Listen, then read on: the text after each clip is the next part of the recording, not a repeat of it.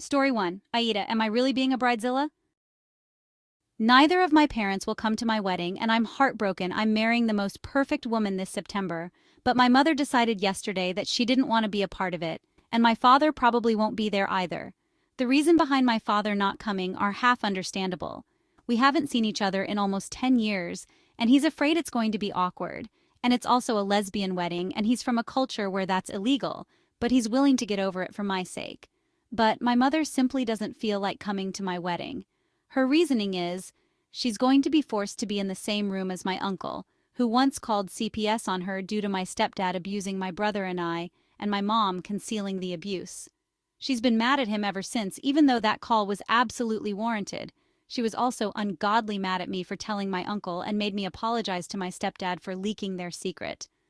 One of the reasons why she doesn't see the issue with not coming is because she thinks weddings are a huge waste of money and resources, and that my future wife and I are already being over the top by getting married.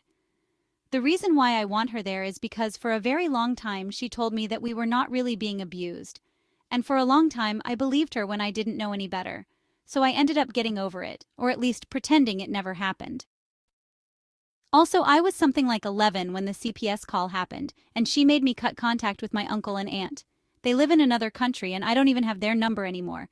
So unfortunately, I can't lean on them for support. They absolutely are invited to the wedding though, even if we aren't close anymore. From her POV, she told me she had her own boundaries and she wasn't willing to cross them. To me, it just seems like she could bear it for my fucking wedding day, but apparently that's too much to ask, and I'm being dramatic. I'm furious and upset, but there's nothing I can do. Am I being controlling, or is this as big of a deal as I feel it is? In my opinion, she is not an asshole. What do you think? Comment below. Story 2. AITA for purposefully excluding a coworker. I, 28M, work in a team of 7 people. A new girl, Jess, 26F, joined a couple months ago who I don't really care for. I'm polite to her while we work, but we don't share any hobbies or overlap in any way. I think she's a bit pretentious, to be honest. She's always talking about her living in London in her early 20s. It's her whole personality, talking about all the expensive things she used to do and how she's so broke as a result. We are all paid very well for what we do and the area we live in.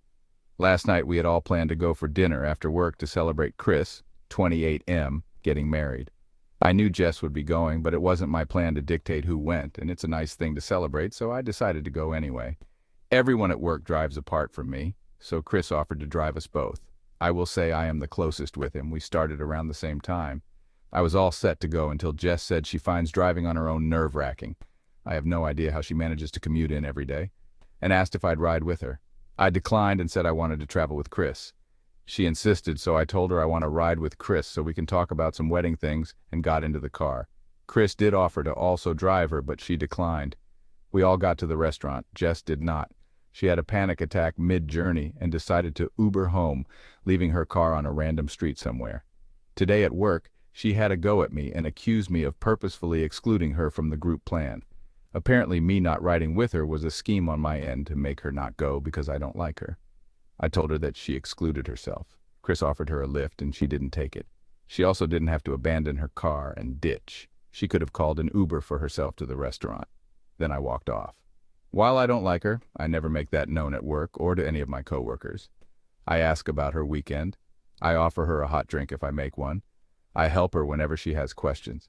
I just don't talk to her like I do with everyone else, and I don't have her on my social media. I've known everyone else for 3 years plus now. Of course I'm close to them. I was talking to Chris about this post-shift, and he told me that it wouldn't have hurt for me to ride with her instead of him when she insisted. AITA? In my opinion, he is not an asshole. What do you think? Comment below. Story 3. AITA for being disgusted because my GF doesn't wash her hair for weeks. I understand this is a very sensitive subject, and I want to preface by saying I am approaching this as delicately as possible. Any ignorance on my part is not malicious, but simply because I don't know. I, 28M, was in a long-distance relationship with my GF, 25F, for several months before we decided to take the plunge and move in together. She now lives with me. Before she lived with me, we could only visit each other one weekend every month, but we called and texted every day. She moved in with me about 6 weeks ago. For relevant context, I am white and my girlfriend is black. We live a very active lifestyle and we regularly work out, hike, bike, etc. I started to notice that after she would work out and shower, her hair would not be wet and still in braids. I have a sister and I know women don't always wash their hair every day, so I figured it was that. But then I noticed she still didn't wash her hair the next week either. Her hair is absolutely beautiful and I love her curls, but whenever I got near her head, I could smell that her scalp hair were dirty and unclean. I personally am very sensitive about smells, especially the smell of a dirty scalp. I have to wash my hair every 2 days because I cannot stand the smell of buildup. More time passed and it had now been weeks since my girlfriend washed her hair, and while it might be mean to say, I was honestly disgusted. The smell was really bothering me, and I brought up the issue to her, which caused her to fly off the handle. Granted, I might not have gone about it the best way. I basically asked her point blank when the last time she washed her hair was because it kind of smells bad. She looked at me like I was insane and immediately started calling me racist and ignorant. She informed me black women's hair is different and doesn't require frequent washing because it can dry out and damage the follicles. I told her I understand hair care for black women is different, but that doesn't mean her scalp or hair magically stays clean and doesn't smell after not washing out the dirt, sweat, oils, and buildup for weeks. This led to her calling me a dumb fucking racist, and she kept repeating how ignorant and stupid I am. This has really cut me deep because I do not believe I am racist. Ignorant is fair because that is true. I grew up in a predominantly white area, and my past girlfriends have all been exclusively white or Asian with straight hair texture. I had no exposure, and I don't see why a white guy not knowing about black women hair care is racist.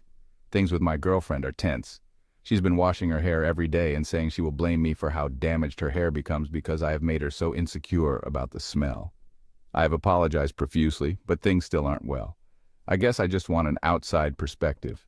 For clarity, she did not wash her hair for 5 weeks. This past week, she's been washing her hair every day.